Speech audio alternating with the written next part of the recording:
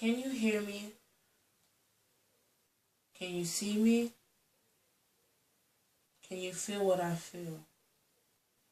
What is going on?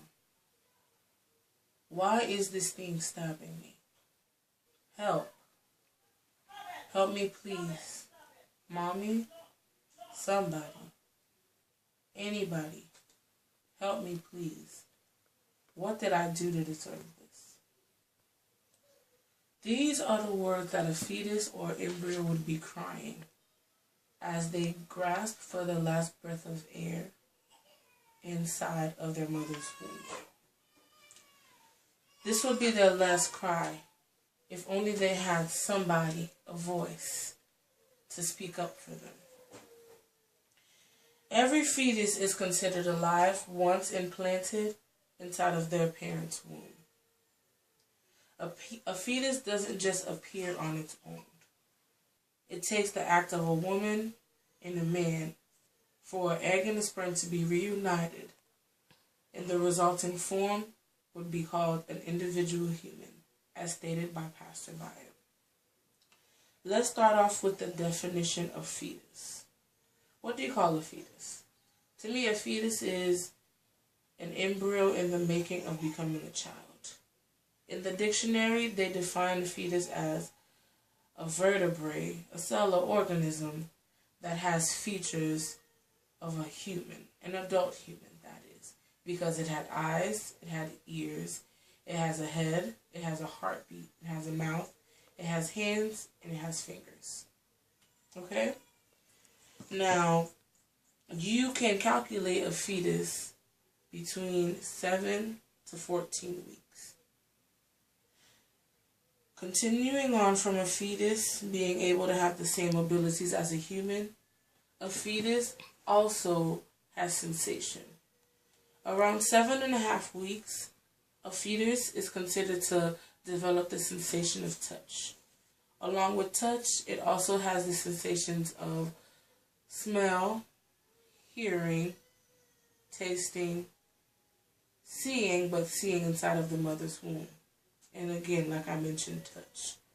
When you're touching a woman's belly that has a baby inside of it, the fetus either tends to move towards that movement of touch or moves away from it, because it can be either uncomfortable or comfortable and is trying to connect with you.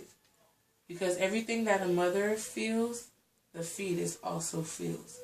In the same way, when the mother is eating something and then the fetus goes to eating it too, because the fetus eats what the mother eats, if it doesn't like it, you tend to see the mother throw it up, giving you a sense of they both need each other and they both have the same sensations and feelings that a human has. Okay? Continuing on with a fetus also having the sensation of feeling, touch, smell, and hearing, a fetus is what we call alive. It's a human. And having an abortion is taking that life away. Because from the beginning of conception, a fetus is born with a heartbeat. Everybody has a unique heartbeat. A heartbeat that is just your own. A fetus develops that heartbeat once it's implanted inside of the womb. So if a fetus has a heart, don't you consider that to be alive? Because in reality, when do you consider somebody alive and when do you consider somebody dead? It's by the functioning of their heart. When their heart is still beating, it gives you an open opportunity and an open, basically, instance that there's still a chance for that person to survive. In the same way, if you have somebody that's in the hospital and their heart stops, automatically, what do you call that person? You call that person dead. So the fact being that a fetus is implanted inside of a mother's womb and it has its own heartbeat, how can you consider a fetus to not be alive? Therefore, those that say abortion is something that is by choice, yes, it is by choice. But by choice is you are killing an individual that has a heartbeat, which is considered alive.